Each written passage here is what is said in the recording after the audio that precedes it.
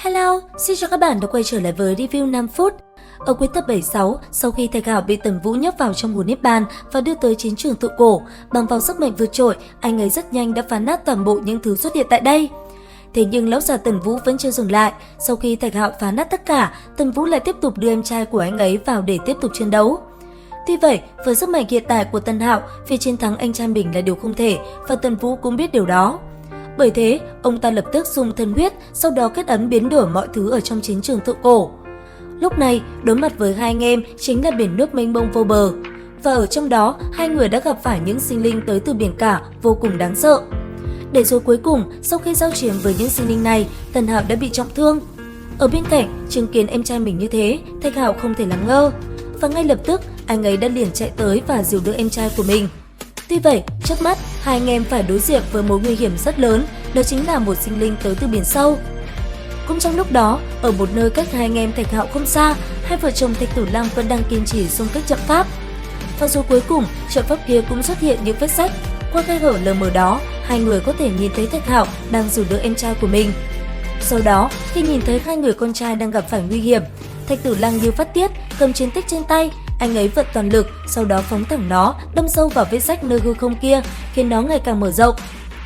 Quay trở lại với hai anh em Thạch Hạo, sau khi dìu đỡ em trai mình ngồi xuống, đối diện với con sinh linh kia, Thạch Hạo như phát tiết.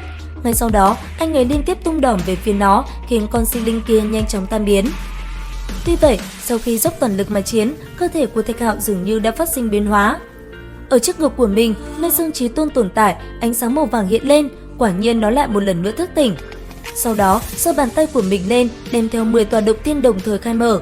Thạch Hạo nhanh chóng đưa tay ra, sau đó hút lấy toàn bộ hải dương của lão già kia vào trong cơ thể của mình. Phải biết rằng, hải dương đó chính là do thần huyết của Tần Vũ biến thành, bởi vậy nó cực kỳ hữu dụng. Ở bên ngoài, sắc mặt của Tần Vũ tái xanh, thần huyết lại bị Chí Tôn cốt luyện hóa và hấp thụ, trở thành chất dinh dưỡng. Chuyện này với hắn là không thể tha thứ. Trở lại bên trong hồ Niết Bàn, sau khi dùng Chí Tôn cốt hấp thu và luyện hóa thần huyết, không gian nơi đây đã trở lại với lúc ban đầu. Từ trên không trung, Thạch Hạo cứ thế nhẹ nhàng đáp xuống mặt đất.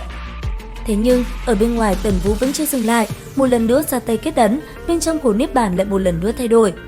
Lúc này, không biết vì lý do gì, một màn núi đao biển lửa mang theo một màu đỏ như máu lại xuất hiện trước mắt Thạch Hạo. Tuy vậy, rất nhanh nó cũng liền biến mất. Để rồi sau đó, Tần Vũ đã tự mình đi vào bên trong để trấn áp Thạch Hạo, và rồi sau đó, một cuộc chiến kinh người cấp thần nổ ra.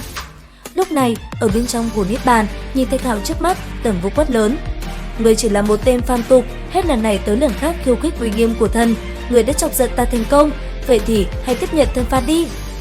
Ngay sau câu nói đó, từ trên người ông ta, một màu vàng rực rỡ tỏa ra, sau đó tạo thành một vòng xoáy hấp thu toàn bộ linh khí ở nơi này. Ở phía dưới, nhìn lão già trước mắt, cầm thanh kiếm cổ tỏa ra một màu vàng rực, toàn bộ tinh khí thần trong cơ thể Thạch Hạo hội tụ. Sau đó, giơ thanh kiếm trên tay hấp thu linh khí nơi này, Thạch Hạo gầm lên. Ngay sau đó, cầm thanh kiếm cổ trong tay, Thạch Hạo xoay người, cuối cùng vùng kiếm đánh thẳng về phía lão già Tần Vũ. Ở phía bên kia, trên người Tần Vũ đã xuất hiện một màn chắn, bởi vậy mà ngay sau đó đón nhận một đòn tới từ Thạch Hạo, ông ta vẫn không bị thương tổn. Còn Thạch Hạo, ở một nơi mà tinh hoa sinh mệnh vàng óng bao trùm cả nơi đây, dường như trong cơ thể anh ấy lúc này đã có một chút biến đổi. Một luồng sức sống tràn trề xuất hiện, nơi xương ngực của Thạch Hạo, Chí Tôn cốt đang hấp thu vô số sinh mệnh từ bên ngoài truyền tới. Ở trong hư không, một người tí hon cao bằng nắm đấm, ngồi xếp bằng trên một khối cốt, lúc này đang được bao trùm bởi những chuỗi tụng kinh. Ở bên ngoài, Thạch Hạo giang tay thả lỏng cơ thể. Anh ấy cứ thế để mặc cho những luồng sinh mệnh như lũ cuốn đang đi vào cơ thể của mình và trở thành chất dinh dưỡng tẩm bổ cho Chí Tôn cốt. Và rồi sau đó, khi đã hấp thu tất cả vào trong cơ thể, cuộc chiến giữa Thạch Hạo và Tần Vũ lại tiếp tục diễn ra. Đến đây thì hết tập 77 Thế giới hoàn mỹ. Xin chào và hẹn gặp lại các bạn ở những video tiếp theo.